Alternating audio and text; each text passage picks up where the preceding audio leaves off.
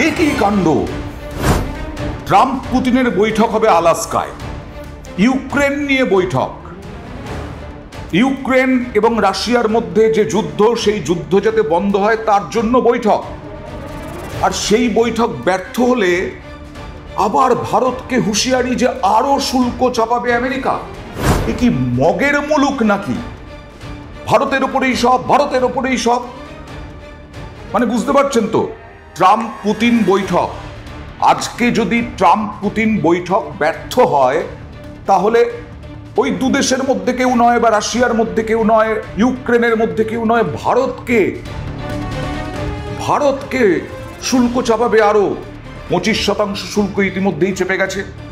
অগস্টেই আরো 25% চাপার কথা, তো 50%। এখানেই থেমে নেই, পরিষ্কার ভাষায় বলছি। এই থ্রেটই দিয়েছে এবার আমেরিকার সরকার। কি থ্রেট? 50%-এর বেশি হয়ে যাবে শুল্ক।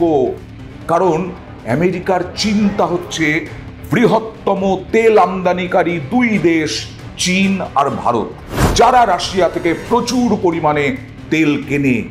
সস্তার তেল কেন কিনবো না? আপনার কাছ থেকে কিনতে গেলে তো প্রচুর টাকা লাগে, আর রাশিয়া কম দামে বিক্রি করে।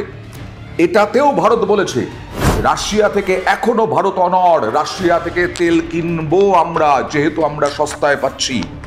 দেখুন, এই আমেরিকার রাজস্ব সচিব স্কট বেসেন্ট এই হুঁশিয়ারি দিয়েছেন নতুন করে। সেই বৈঠক ব্যর্থ হলে ভারতের ওপরে আরো বেশি হারে অতিরিক্ত শুল্ক চাপাতে পারে ট্রাম্প প্রশাসন।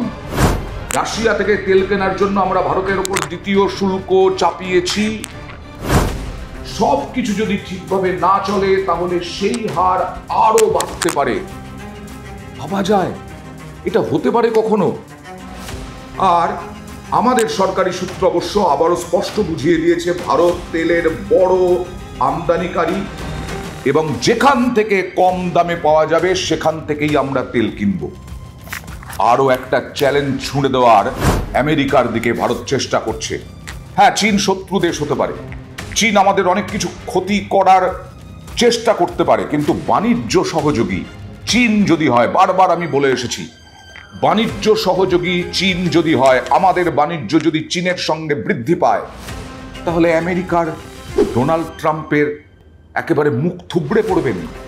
ভারতের বিরাট বাজার, চীন কখনো চায় না এই বিরাট বাজার নষ্ট হোক।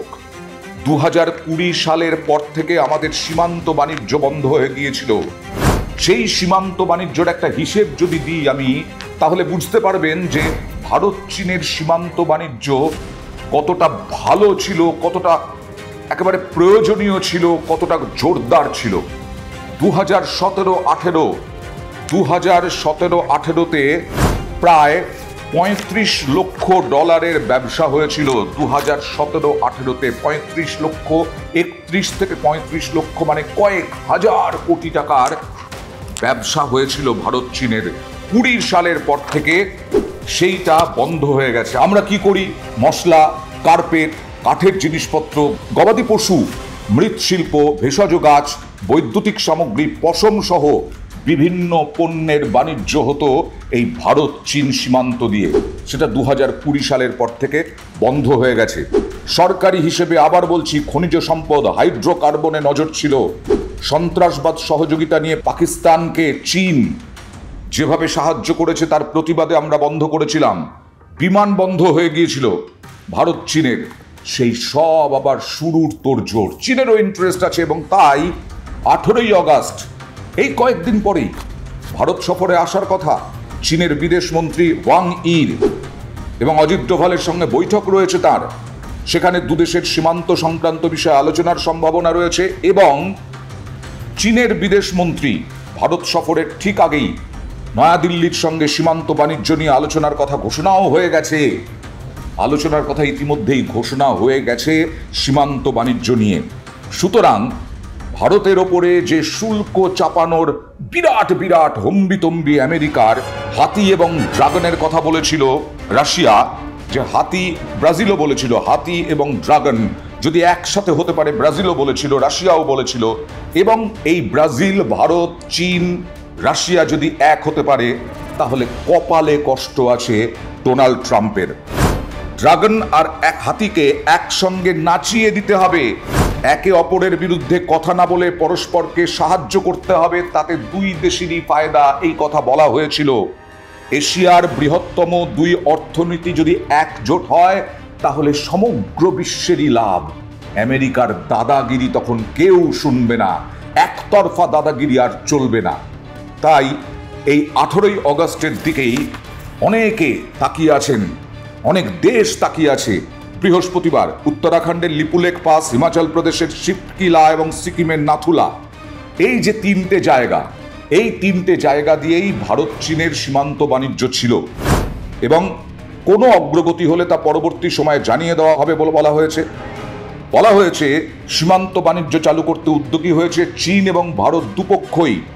এবার ভারতীয় বিদেশ মন্ত্রকও জানিয়ে দিল এ বিষয়ে কথাবার্তা চলছে বেজিং এর সঙ্গে। সীমান্ত বাণিজ্য নিয়ে আলোচনা নিয়ে ইতিবাচক চীনা প্রেসিডেন্ট শি জিনপিং এর প্রশাসনও। দুদেশের মধ্যে সীমান্ত বাণিজ্য উভয় দেশেরই সীমান্তবর্তী এলাকায় বসবাসকারী মানুষদের জীবনযাত্রার মানোন্নয়নের জন্য গুরুত্বপূর্ণ। সুতরাং স্পষ্ট হয়ে যাচ্ছে আর একতরফা দাদাগিরি, আর একতরফা হম্বিতম্বি চলবে না। এবার চীনও তার স্বার্থ দেখবে, ভারতও তার স্বার্থ দেখবে, রাশিয়াও তার স্বার্থ দেখবে। এখন জেলেনস্কিকে বাঁচানোর জন্য, ইউক্রেনকে বাঁচানোর জন্য জেলেনস্কির ওই জমিটা ডনবাস, যেটার কথা বলেছিলাম, ব্যাপক বাণিজ্য ঘাঁটি, আসলে আমেরিকা প্রভাব বাড়াতে চায় ওখানে, সেই কারণে রাশিয়াকে দিতে চান না ডোনাল্ড ট্রাম্প। আর রাশিয়াও ডনবাসের কর্তৃত্ব ছাড়তে নারাজ, ডনবাস লক্ষ্য। সুতরাং ইউক্রেন প্রেসিডেন্টকে না রেখে এই মিটিংয়ের কোনো অর্থই হয় না, আন্তর্জাতিক মহল বলছে। তার উপরে অদ্ভুত ব্যাপার, আরও একবার বলি, একই কাণ্ড, আমেরিকার এত হম্বিতম্বি আসে কোথা থেকে যে মিটিং হচ্ছে রাশিয়ার প্রেসিডেন্ট ভ্লাদিমির পুতিনের সঙ্গে মার্কিন প্রেসিডেন্ট ডোনাল্ড ট্রাম্পের, আর হুমকি কি? এই বৈঠক ব্যর্থ হলে ভারতের ওপরে আরও শুল্ক চাপবে। আসছে দিন, দেখতে হবে ডোনাল্ড ট্রাম্পকে জবাব দিন।